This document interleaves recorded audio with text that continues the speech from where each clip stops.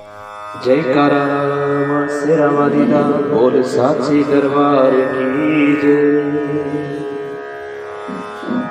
सभी माँ के भक्तों को चैत्र नवरात्रि की हार्दिक शुभकामनाएं।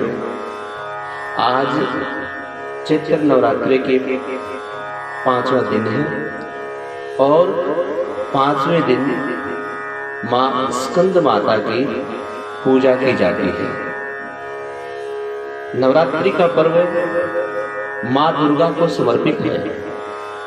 नवरात्रि के पर्व में माँ दुर्गा के 9 अलग अलग स्वरूपों की पूजा की जाती है।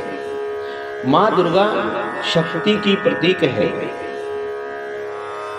चैत्र मास की शुक्ल पक्ष की पंचमी को माँ स्कंद माता की पूजा की जाती है। स्कंद माता की पूजा का महत्व क्या है, यह जानते हैं। नवरात्रि में स्कंद माता की पूजा करने से जीवात्मा को आत्मविश्वास में वृद्धि होती है। माँ स्कंद माता की पूजा से ज्ञात और अज्ञात जो भी शत्रु होते हैं, उन शत्रुओं का भय दूर हो जाता है। इसके साथ ही जीवन में आने वाले कितने भी कष्टकारी संकट हो, उन संकटों को भी माँ स्कंद माता दूर करती है, ज्ञान में वृद्धि करती है। माँ स्कंद माता की पूजा करने से ज्ञान में वृद्धि होती है। इसके साथ ये भी मान्यता है कि माँ स्कंद माता की पूजा विधि पूर्वक करने से त्वचा संबंधित, चमड़ी संबंधित जो भी रोग होते हैं, वे सभी रोग दूर हो जाते हैं। स्वास्थ्य संबंधी दिक्कतों को भी माँ दूर करती है। और माँ स्कंद माता की पूजा सभी प्रकार के रोगों को दूर करने में सहायक शास्त्रों में बताई गई है। आइए माँ स्कंद माता की कथा सुनते हैं। पौराणिक मान्यता के अनुसार स्कंद माता ही हिमालय की पुत्री पार्वती है, जिन्हें माहेश्वरी और गौरी के नाम से भी जाना जाता है। स्कंद माता कमल के पुष्प पर अभय मुद्रा में होती है। माँ रूप बहुत सुंदर है, उनके मुख पर तेज है, इनका वर्ण गौर है, इसलिए इन्हें देवी गौरी भी कहा जाता है। भगवान स्कंद यानी कार्तिकेय की माता होने के कारण इन्हें स्कंद माता भी कहा जाता है। स्कंद माता प्रसिद्ध देवासुर संग्राम में देवताओं की सेनापति भी थी। इस ही वजह से पुराणों में स्कंद माता को कुमार और शक्ति की महिमा का वर्णन है। अब जानते हैं कि माँ स्कंद माता की पूजा की विधि क्या है। चैत्र नवरात्रि की शुक्ल पक्ष की पंचमी तिथि को प्रातःकाल स्नान करने के बाद स्वच्छ वस्त्र धारण करके इनके आगे पूजन आरंभ करें। माँ की प्रतिमा को गंगा के जल से शुद्ध स्नान करें। इसके बाद पुष्प चढ़ाएं, मिष्ठान और 5 प्रकार के फलों का माँ स्कंद माता को भोग लगाएं। कलश में पानी भरकर उसमें कुछ सिक्के डालें। अगर आपने पहले ही नवरात्रि में कलश स्थापित किया है तो भी उस कलश के नीचे सिक्का डाल दें। इसके बाद पूजा का संकल्प लें। स्कंद माता को रोड़ी कुमकुम लगाएं, माँ की आरती उतारें तथा इस मंत्र का जाप अवश्य करें। मंत्र क्या है?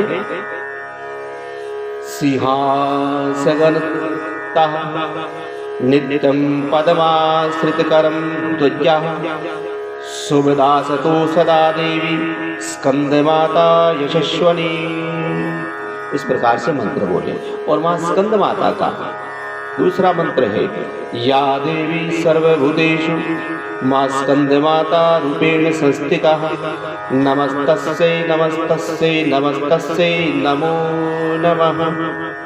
अब इसी प्रकार से उसके बाद माँ स्कंद माता का कवच है, उस कवच का पाठ अवश्य ही करना चाहिए।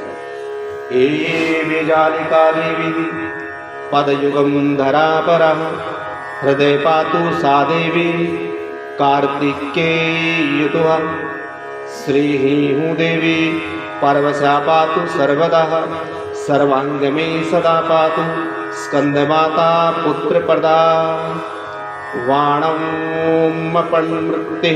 वट्विः समन्विताः उदरस्यात् तथा अग्ने वारुणे नेतृत्वे आवतु इंद्राणां भैरवी सेवाती। माँ स्कंद माता का ये मंत्र है। या देवी सर्वभूतेषु माँ स्कंद माता रूपेण संस्थिता नमस्तस्यै नमस्तस्यै नमस्तस्यै नमो नमः। इसी प्रकार स्कंद माता का देवी का कवच अवश्य मनुष्य को पढ़ना चाहिए। आइए माँ का ध्यान करते हुए इस कवच को प्रारंभ करें।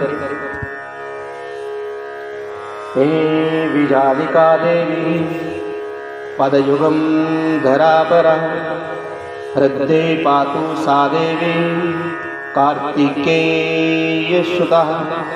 श्रीं हुं देवी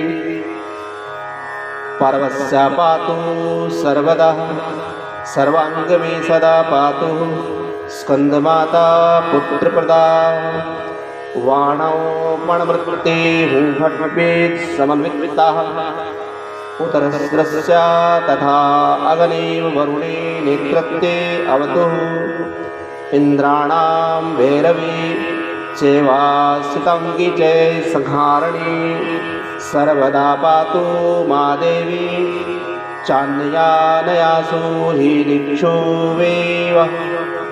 ये माँ स्कंद माता का कवच है।